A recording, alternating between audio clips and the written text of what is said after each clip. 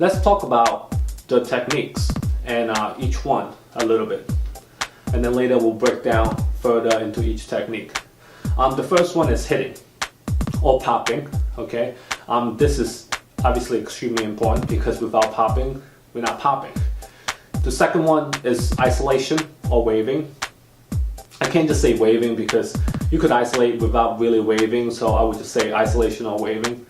And then the third one is tutting or angle. That will go into detail later, why is that so important. The fourth one is the mindset. That could also go into the footworks and how you move and dance, so it's kind of like mindset and dancing. Just having that ability to kind of, use those as a practice, as a foundation, you'll be able to kind of really quickly identify what is the problem of, when you're practicing, I'm not so good at tutting because of why, and how could I get better? You can also identify what you like more. Like you could be, I really love hitting, so I'm not really into tutting.